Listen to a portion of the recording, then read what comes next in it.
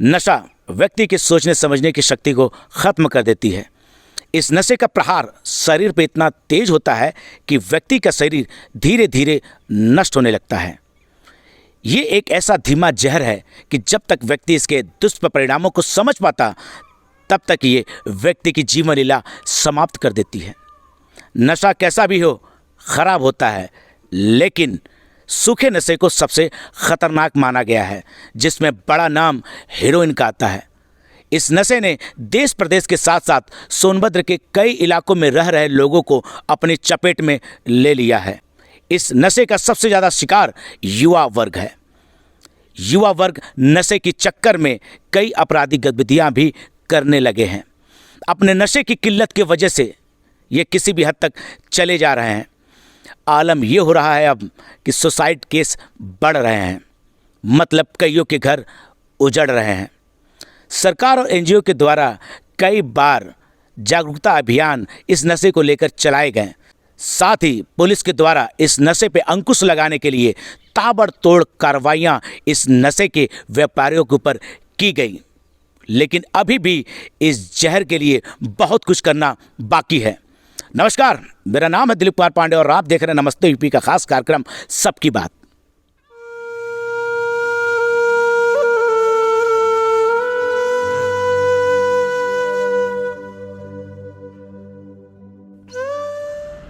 इस नशे को समझने के लिए हम आपको सोनभद्र के पिपरी थाना क्षेत्र में लेकर आए हैं। यहाँ हम लोगों से जानेंगे इस जहर ने यहाँ की स्थिति क्या बना के रखी है। अनुराग जी, ये जो नशा है, सूखा नशा, हेरोइन जैसे नशा, क्या आपका कोई भाई भी इसके चक्कर में पड़ा था? हाँ जी सर, हमारा भाई एक था छोटा हमसे, और पिछले 4 साल से कंटिन्यू नशे में धुत था, यानी नशा करता था हीरोइन का। और उसको हम लोग नशे मुक्ति केंद्र में वहाँ मिर्ज़ापुर मुकुचवा में भर्ती किए थे, जिसका जीवन ज्योति नशा मुक्ति है। वहाँ से आने के बाद यहाँ कुछ दिन सही था, फिर उसके बाद फिर नशे में हो गया वो। फिर एक दिन 17 अक्टूबर की रात 10:30 बजे उन्होंने फांसी लगा ली। तो ये जो नशा करते थे, ये कितना पुराना नशा था? बहुत पहले से करते थे? कुछ काम धंधा करते थे? नहीं, काम धंधा तो बराबर करता था, और उसके बाद हुआ क्या कि काम भी करता था और अपना नशा भी करता था। क्या काम करते थे वो? लिट्टी चोखा की दुकान लगाता था चौराहे पे। अब वो नहीं रहा तो उसकी जगह पर मैं लगा रहा हूँ, उसका बड़ा भाई हूँ हम। तो यहाँ के लोगों ने कभी उसको समझाया नहीं? आप नहीं, यहाँ के लोगों ने बहुत समझाया, लेकिन वो ऐसा नशा है कि उस समझ में किसी को नहीं आता था। वो दिन पे दिन एकदम जिद्दी हो जा रहा था, लड़ाई झगड़ा करने पर उतारू हो जाता था। उन नशे के कारण चोरी करना भी स्टार्ट कर दिया था। शादी हो चुकी थी उनकी? हाँ, शादी हो चुका था, एक लड़का था 7 साल का। तो अभी वो आपके साथ रहते हैं? हाँ, अभी वो सब पूरे परिवार हम लोग के साथ रहते हैं। अभी अनुराग जी, कोई संदेश देना चाहेंगे आप? हाँ, हम संदेश ये देना चाहेंगे कि प्रशासन के द्वारा जो ये नशा है, ये नशा कड़ी से कार्रवाई करके इसको बंद किया जाए। प्रशासन से हम निवेदन करते हैं कि भाई जो इसके व्यापारी है, जो इसको बेच रहे हैं या जो नशा कर रहे हैं, उनके घर में, जैसे मेरे घर में जो हुआ है, दूसरे के घर में ना हो, ऐसा मैं ये चाहता हूँ। आपका नाम क्या भैया? राकेश कुमार भारती। ये नशे का जो दर्द है, नशे की वजह से कोई घटना आपके घर में घटी है क्या? जी, वो पहले से ही नशे के हालत में रहते थे। कौन? भैया हमारे सब बड़े भाई? बड़े भैया। ठीक, वो काफ़ी टेंशन में भी रहते थे। और ये जो नशा है बहुत बेकार नशा होता है। कौन सा नशा करते थे? हीरोइन पीते थे वो। तो क्या लोगों ने उनको समझाया? बहुत समझाने की कोशिश की, मम्मी पापा भैया भाभी बच्चे सब लोग उनको समझाने की कोशिश किए। नशा मुक्ति केंद्र ऐसे जगह पे कभी भेजा उसको? नहीं, नशा मुक्ति केंद्र पे तो नहीं भेजे हैं, लेकिन उनको हम लोग काफ़ी समझाए हैं, सब लोग घर वाले। अच्छा, कभी लड़ाई वड़ाई भी करते थे इस नशे में के? नहीं, लड़ाई झगड़ा तो नहीं करते थे, लेकिन आपस में पति पत्नी है भाई, तो समझाएंगे तो आपस में तो कुछ होता ही है, झगड़ा टेंशन। तो अंततः उन्होंने क्या किया? अंत में बस यही कि ज़्यादा नशा करने लगे थे और टेंशन ही में रहते थे, और फिर वो आप अपने से ही आत्महत्या कर लिए। शादीशुदा थे? शादीशुदा थे, उनके परिवार, बच्चे हैं, लड़के हैं, बड़े हैं। अभी आप लोग देखते हैं? हाँ, देखते हैं अभी हम लोग। क्या कहना चाहेंगे लोगों को? लोगों को तो यही कहना चाहिए कि जो और भी किसी घर में हो तब ऐसा ना हो। हम लोग तो खो ही दिए हैं, लेकिन और किसी को खोने की सबको मिल के काम करना चाहिए। सबको मिल के काम करना चाहिए। इस नशे के लिए क्या करना चाहिए? इस नशे के लिए आगे कदम उठाना चाहिए कि मतलब कोई नशे में नशा ना करे, कोई किसी का भी परिवार ना उजड़े। आपका नाम?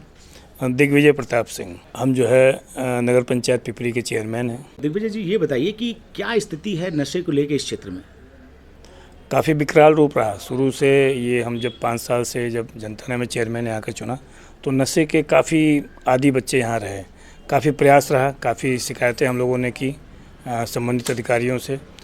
जब इस वक्त की जो पुलिस प्रणाली है उसने काफ़ी इस पर ध्यान दिया और लगातार इस पर बंदिश करने के लिए उन्होंने तरह तरह से अपनी टीमें लगाई। तो कम तो है, पहले की अपेक्षा कम तो काफ़ी ये है। कैसा नशा करते थे ये लड़के?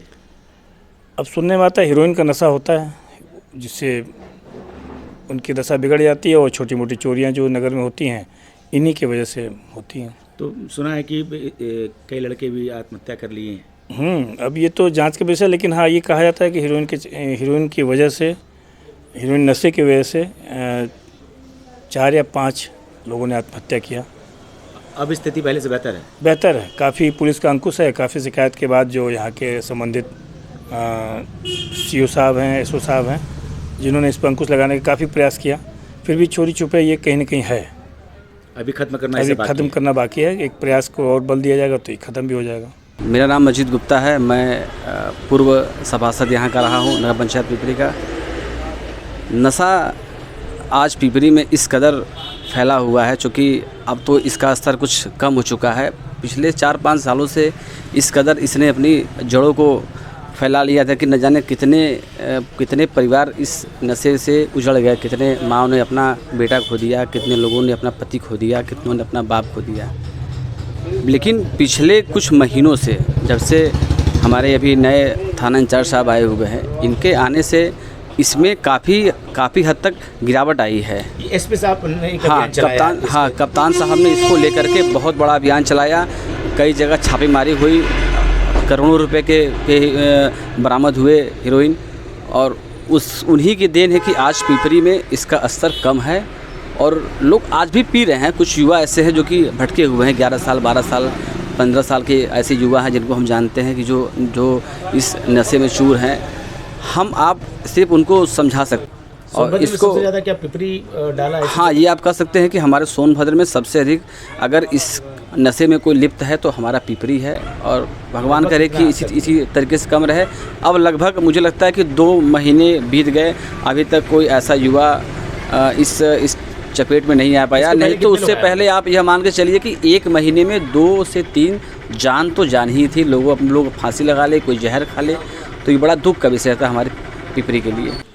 नशा यहाँ के युवाओं को गिरफ्त में ले चुका है। यहाँ के युवाओं के नसों में आप देखेंगे जैसे नशा कुछ हीरोइन करके यहाँ पे अवैध रूप से बेचा जा रहा था, कुछ यहाँ के लोग उसमें लिप्त भी थे, मगर जिसके कारण से 6 महीने के अंदर लगभग यहाँ पे 7 से 8 मौतें हुई हैं, वो भी आत्महत्या। लड़कों ने खुद को फांसी लगा ली या कहीं खुद सुसाइड कर लिया, जिससे आम जनमानस में बहुत रोष भी है। और काफ़ी यहाँ पर उसको लेके लोगों ने प्रदर्शन भी किया था। कई लोगों ने अपने मुद्दों को आगे जिले तक ले गए, जिसको देखकर SP साहब ने अभी काफ़ी शक्ति की है, जिसके द्वारा प्रशासन ने काफ़ी अपनी शक्ति दिखाई है। अब जाकर यहाँ पर कुछ रोकथाम दिखाई दे रही है। कोई संदेश देना चाहेंगे आप? मैं युवाओं से यही निवेदन करना चाहूँगा कि जिन माँ बाप ने आपको पैदा किया है, उनके चेहरों को देखिए, उनके बुढ़ापे का सहारा बनिए। ऐसी स्थिति ना बनिए कि उन कंधों पे आपकी लाशों को ढोने की स्थिति बने। तो सोनभद्र में नशे को लेकर काफ़ी युवा वर्ग इसकी गिरफ्त में रहे हैं। काफ़ी लोगों ने आक्रोश दिखाया, शिकायतें की, आपके द्वारा कार्रवाई हुई? जैसा कि आप जान रहे हैं, नशे के क्षेत्र में विगत दिनों में उसकी बहुत सख्त से सख्त कार्रवाई की जा रही है, जिससे कि नशे की प्रवृत्ति कुछ कम हुई है लोगों में। लेकिन इसके बावजूद भी पुलिस तो अपना कार्य कर ही रही है, लेकिन जो और भी लोग हैं, संस्थाएं हैं, या जो बच्चों के जो गार्जियन हैं, या जो लोग जो ड्रग्स लेते हैं और उनके गार्जियन को या उनके शुभचिंतक हैं, उनको भी इसके बारे में, लोगों को इसके दुष्प्रभाव के बारे में, इसकी बुराइयों के बारे में लोगों को बताना चाहिए। पुलिस और प्रशासन तो अपना कार्य कर ही रहा है, लेकिन उनको भी लोगों को सतर्क करने और सचेत करने की ज़रूरत है, जिससे कि हम सब लोग मिलकर इस दुष्प्रवृत्ति पर रोक लगा सकें। एक लाइन में सर उनके माता पिता को क्या आप संदेश देना हम ये कहना चाहते हैं कि आप भी अपने बच्चों की गतिविधियों पर सतर्क नज़र रखें। आपका बच्चा कहाँ जा रहा है, अनावश्यक रूप से घूम रहा है या किसके साथ उठता बैठता है, इन सब चीज़ों पर ज़रा सा आप भी ध्यान रखेंगे तो हमारा काम थोड़ा सा और भी आसान हो जाएगा। इस जहर ने किसी का बेटा, किसी का भाई, किसी का पति और किसी का पिता छीन लिया। इस जहर के लिए सबको साथ मिलकर चलना होगा, नहीं तो जिस तरह इनके घरों में आग लगी है फिर कभी भी इनकी लपटें आपके घर को भी छू सकती हैं।